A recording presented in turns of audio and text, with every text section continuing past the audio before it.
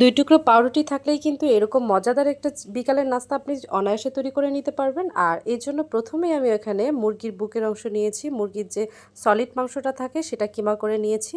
আর এখানে আমি আলু সিদ্ধ করে নিয়েছি আর 2 পিস পাউরুটি নিয়েছি। আসলে লাস্টে যে পাউরুটিগুলো থাকে সেগুলো কিন্তু বাসায় কেউই সেরকম একটা খেতে চায় না।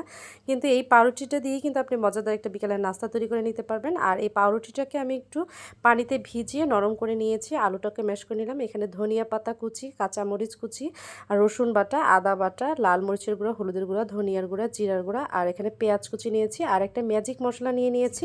এরপর সবগুলো উপকরণকে আমি একসাথে মিলিয়ে নেব আর যে ম্যাজিক মশলাটা রেখে দিয়েছিলাম সেটা দিয়ে দিব। অবশ্যই কিন্তু এখানে ম্যাজিক মশলাটা দেওয়ার চেষ্টা করবেন। তারপরে দিয়ে দিলাম স্বাদ মতো লবণ। আর এখানে আমি 2 টেবিল চামচ কর্নফ্লাওয়ার ব্যবহার করেছি। আপনারা চাইলে চালের গুঁড়োটাও ব্যবহার করতে পারেন। আসলে সামান্য একটু কর্নফ্লাওয়ার বা চালের গুঁড়া দিলে এটা যখন ভাজবেন তখন দেখবেন ভিতরটা পর্যন্ত আপনার একটু ক্রিস্পি ভাব হবে।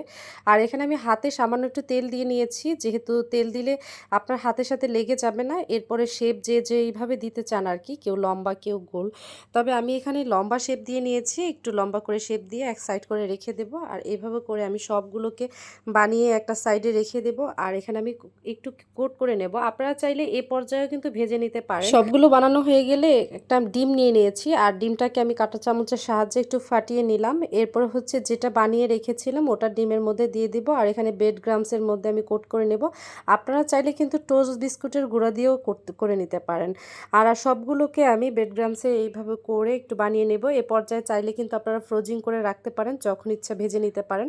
এরপর আমি তেলটাকে কিন্তু বেশি গরম করিনি, একেবারে লো হিটে আমি গরম করে নিয়েছি। তারপরে যেটা আমি তৈরি করে রেখেছিলাম ওটা আমি সুন্দর করে দিয়ে দিয়েছি। আর এরপরে হচ্ছে আমি এক পাশটা ব্রাউন কালার হয়ে আসলে কিন্তু অন্য পাশটা উল্টিয়ে দিব। আর এটা আপনি কাঁটা চামচের সাহায্যে করতে পারেন, তাহলে দেখবেন খুব ইজিলি আপনি এখানে উল্টাতে পারবেন। আর এইটা খেতে কিন্তু মাশাআল্লাহ অনেক মজা হয়েছিল। আর এভাবে করে যখন একটা পাশ হয়ে আসবে তখন অপর পাশটা একটু ব্রাউন কালার করে নিয়ে আমি সবগুলোকে উঠিয়ে নেব। আর দেখুন মাশাআল্লাহ কালারটা কত সুন্দর হয়েছে। যেরকম কালারটা সুন্দর হয়েছে সেরকম খেতেও কিন্তু খুবই মজাদার হয়েছিল। আর আমার রেসিপিটা ফলো করে একবার বাসায় ট্রাই করে দেখতে পারেন। আর কেমন হলো অবশ্যই জানাবেন। আজ এই পর্যন্তই, সবাই ভালো থাকবেন। আসসালামু আলাইকুম।